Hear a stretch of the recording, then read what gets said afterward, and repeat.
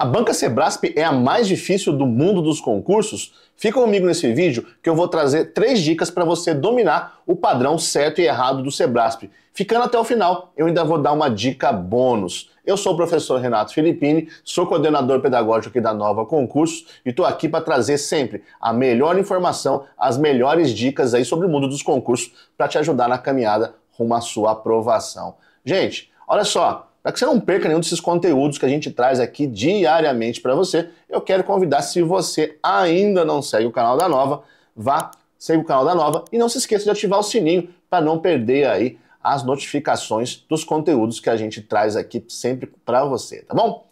Bora lá falar da banca Sebrasp, né? O Sebrasp é o que eu digo, talvez seja a banca mais tradicional, a banca que mais aí arrebanha grandes concursos, e é tido aí como bicho-papão por muita gente, a banca que põe medo em muito concurseiro, sobretudo em concurseiro aí que está começando. Será que o bicho é desse tamanho mesmo? Olha só, toda banca tem o seu padrão, toda banca tem o seu estilo, e com conhecimento, com atenção, você consegue aí domar o bicho, dominar a banca e ter sucesso nas suas provas, tá bom? Depois que você pega o jeito, pega as dicas, você começa aí a gostar daquele estilo de prova, daquele estilo de banca e vai aí tendo sucesso, tá bom? Para isso eu trouxe as grandes dicas aqui, informações. Bora lá. Primeira coisa, vamos falar um pouquinho, né, do próprio perfil do que é o Sebrasp, tá bom?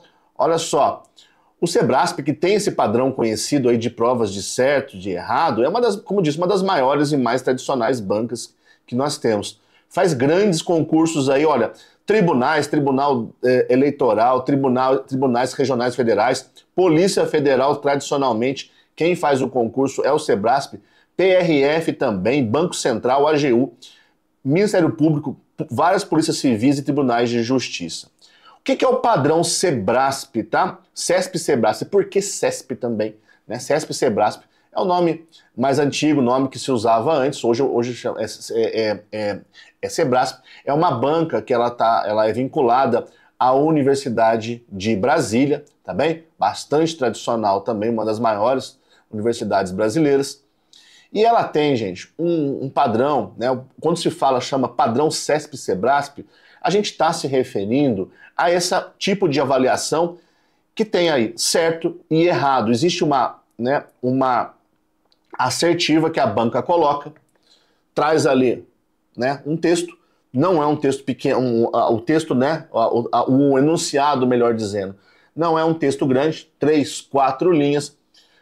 Algumas matérias como língua portuguesa, por exemplo, trazem um texto ali antes, e a partir daquele texto ali, 1, 2, 3, 4, 5, 7, até mais questões, né, são ligadas àquele texto.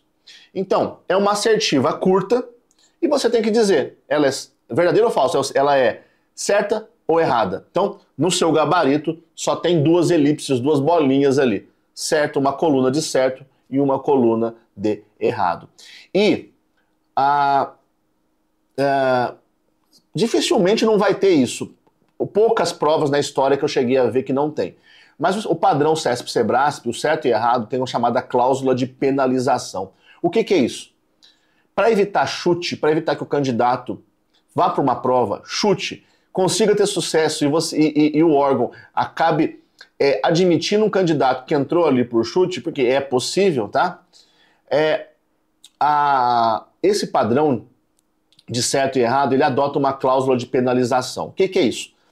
Para cada uma que você marca em desconformidade com o gabarito oficial, para cada uma que você erra, vai anular uma questão certa, tá bem? Existe uma penalização quando você erra, portanto, para evitar chute. Então, a prova do Sebrasp é uma prova que você tem que ter estratégia, conhecer o padrão, e muitas das vezes, muitos candidatos que passaram em primeiras colocações em concursos concorridos, como Polícia Rodoviária Federal, por exemplo, não preencheram todo o gabarito, já para não ter a penalização, não perder pontos, tá bem?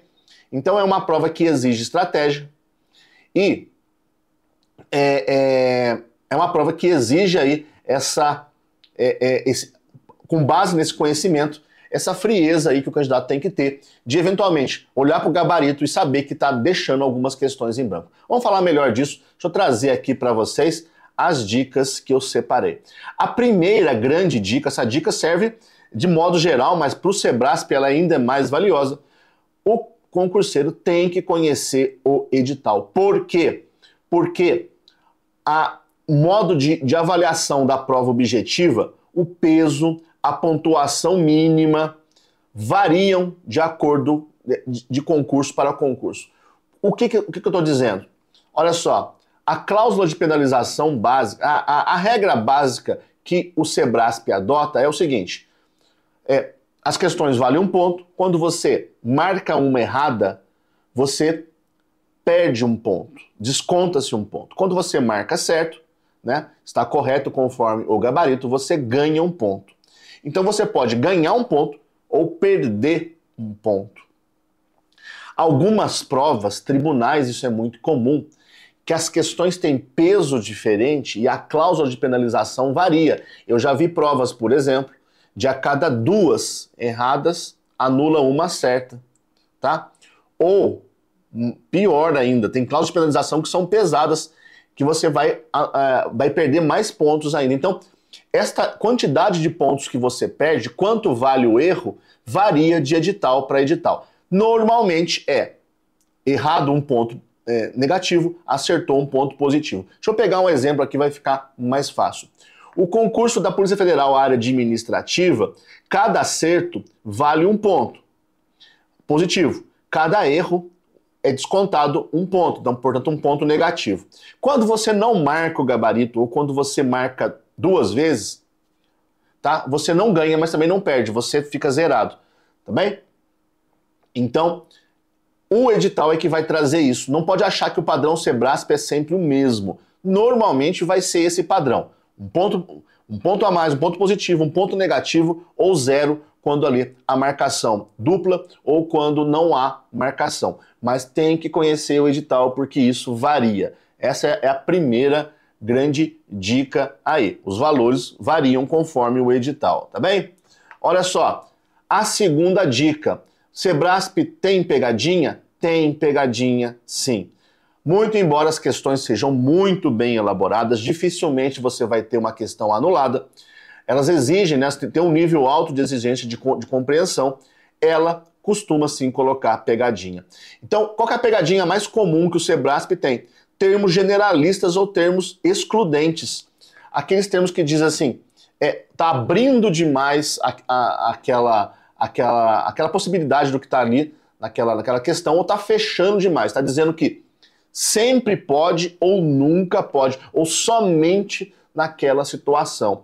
Então, fique atento, marque no seu caderno de provas, ali você pode rabiscar o tanto que você quiser, tá? Para chamar a sua... No dia da prova você vai estar ansioso, conforme a prova for evoluindo, você vai estar cansado, então você tem que ajudar o seu cérebro. Marque, risque termos tais como estes aqui, exceto, sempre, nunca, tá? Tá restringindo demais ou ampliando demais, joia? Fique de olho nisso, porque normalmente essas questões, nem sempre, normalmente elas estão erradas. Quando está abrindo demais, restringindo demais, que sempre, o funcionário, o empregado sempre pode fazer isso, tá? Ou nunca, não há opção alguma de fazer aquilo. Essas questões têm que chamar a sua atenção. Outra coisa que tem que chamar a sua atenção, você deve marcar também, são termos aí como respectivamente, tá? Às vezes a banca simplesmente coloca uma ordem ali e troca, tá? Coloca ali os princípios tais e tais, tá? Respectivamente dizem respeito a tal coisa. O Sebrasp vai lá e troca, tá? Então ele pega dois, por exemplo, direito constitucional, princípios constitucionais. Ele traz ali o nome dos dois princípios, na sequência ele diz, respectivamente significam A e B. Só que ele trocou o A com B. Tá? O significado está trocado. Cuidado com o termo respectivamente nas provas do Sebrasp e também cuidado com prazos. Prazo é uma coisa simples, fácil de derrubar o candidato.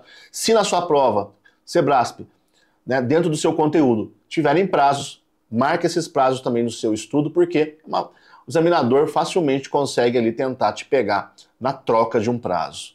Tá bem?